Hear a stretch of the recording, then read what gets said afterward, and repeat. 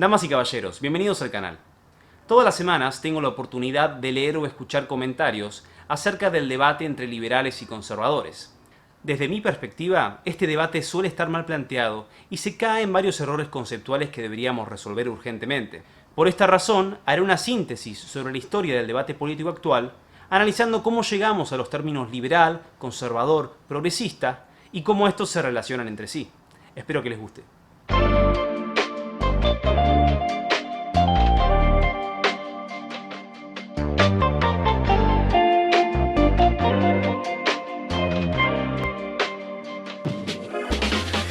La famosa medievalista francesa Regine Pernoud marcaba una interesante diferencia entre el orden feudal y el orden monárquico. En congruencia con otros medievalistas, ella explicaba que la sociedad feudal, aunque era muy jerarquizada, también era muy descentralizada. Sea cual sea su autoridad, el rey feudal no posee sin embargo ninguno de los atributos que se reconocen como los de un poder soberano. No puede ni promulgar leyes generales, ni percibir impuestos sobre el conjunto de su reino, ni reclutar un ejército. Las antiguas instituciones feudales tenían un rol importante en limitar el poder de sus gobernantes. La sociedad entera tenía un carácter más local y autónomo, basado en obligaciones recíprocas, pero también en una libertad suficiente para que florezcan organizaciones de tipo voluntarias y contractuales. Un elemento muy interesante del orden feudal fue un sistema legal policéntrico, donde existía una ley civil, una ley canónica y una ley mercantil que operaban simultáneamente. El influente libertario estadounidense David Boaz considera que este sistema fue imprescindible en el desarrollo de una sociedad libre, ya que éste moderaba y hacía competir a los distintos grupos de poder que existían en la época, asegurando así una sociedad más justa. Los relativos niveles de libertad comienzan a ser amenazados a partir del reinado de Felipe IV de Francia, cuando comienza la transición del orden feudal al orden monárquico. Durante el siglo XIV y sobre todo durante el siglo XV, los reyes comienzan a formar un sistema basado en el poder absoluto del rey. Y para el siglo XVI se consolida el absolutismo monárquico. Según Regine Pernoud, estos cambios fueron posibles por el contexto semiapocalíptico por el que estaba pasando Europa en ese momento. Hablamos por supuesto de la peste negra, pero también hablamos de hambrunas, plagas, problemas climáticos y guerras. Como dirá Lord Acton varios siglos después, el poder corrompe y el poder absoluto corrompe absolutamente. Por lo que no nos debería sorprender que lentamente haya crecido una resistencia contra los abusos de poder que fueron apareciendo, sobre todo en Inglaterra y Francia, donde el problema del absolutismo fue superlativo. Aunque la libertad de las personas se vio afectada en muchos aspectos, la falta de libertad religiosa fue el principal disparador de la resistencia. Enrique VIII, por ejemplo, rompe relaciones con la Iglesia Católica por querer abandonar su matrimonio para casarse con un amante. Luego continuó con una feroz persecución religiosa, principalmente hacia católicos, y en respuesta a las protestas que aparecieron, el rey resolvió el problema colgando a las 200 figuras más influyentes de las manifestaciones. Al final del reinado de Enrique VIII, se ejecutaron más de 70.000 personas, entre ellas su segunda esposa, Ana Bolena, por quien Enrique había comenzado estos conflictos en primer lugar. Este tipo de sucesos inspiraron una gran cantidad de debates que luego darán origen a los debates políticos modernos. El liberalismo clásico nace en este contexto como un grupo de ideas que intentan limitar el poder de las autoridades. Ahora, no hay que caer en el error de pensar que el liberalismo nace como un solo pensamiento sistematizado. Todo lo contrario, existían diversas corrientes y perspectivas que en muchas ocasiones eran incompatibles entre sí. Hacia finales del siglo XVIII, la Revolución Francesa va a actuar como un gatillo para fragmentar y decantar todas estas diferencias. La Revolución Francesa, por lo tanto, marca el inicio de una nueva etapa donde el debate se complejiza mucho más. Para no sobreextenderme, iré directamente a la discusión que nos interesa en este video. La libertad y los derechos individuales aparecieron como frutos de una larga evolución de instituciones propias de una tradición occidental y judeocristiana, o contrariamente, aparecen gracias a la Ilustración y una nueva era de la ciencia y la razón que logran emanciparse de las tradiciones y las religiones. A grosso modo, estas dos posturas antagónicas comienzan a perfilar en los debates un grupo de tipo conservador y otro progresista. El conservadurismo, como el progresismo, no nacen como una filosofía política que compite con el liberalismo, sino que son dos actitudes, dos grandes cosmovisiones que se manifiestan en el liberalismo y en todas las filosofías políticas. Un conservador podría ser liberal, socialista, fascista o anarquista, y lo mismo aplica para un progresista. Insisto mucho en esto, e hice una playlist de videos y también un gráfico, donde argumento que el conservadurismo y el progresismo deben considerarse como un eje aparte en el debate político. En los mismos también expongo mi mirada acerca de qué es el conservadurismo y qué es el progresismo.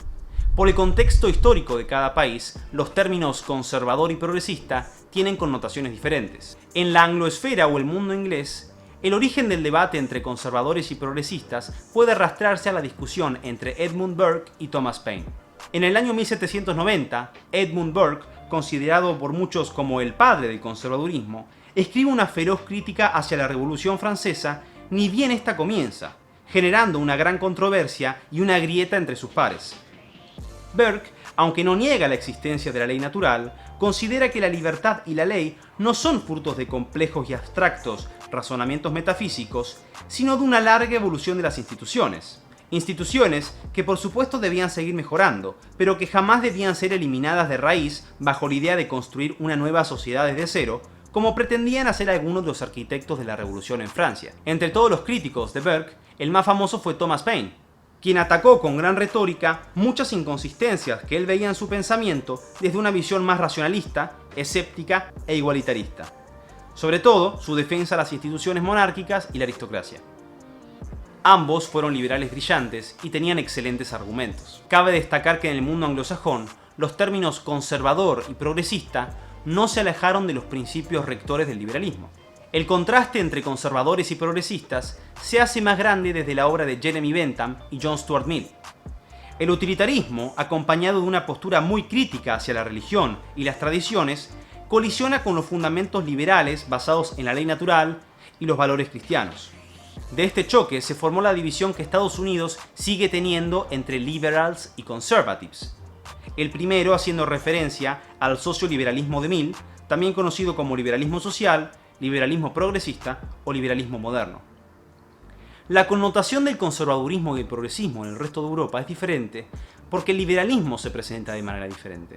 Hayek, para representar esto, dividía el liberalismo en dos tradiciones, una anglosajona y otra continental. En la tradición liberal continental predominaba lo que Hayek llama racionalismo constructivista. En pocas palabras, lo que vemos en países como Francia es que los liberales fundamentan sus ideas bajo la idea de una razón que no tiene límites y que es capaz de diseñar y planificar una nueva sociedad desde cero. Para Hayek, estos liberales que alzaban la bandera de la ingeniería social sentaron las bases del totalitarismo y el socialismo. 2 años después de las reflexiones de Edmund Burke, en Francia comienza una etapa de violencia y terrorismo llamado el terror. Otra vez más, el eje conflictivo cae en lo religioso, ya que un pequeño grupo de radicales quería descristianizar al país.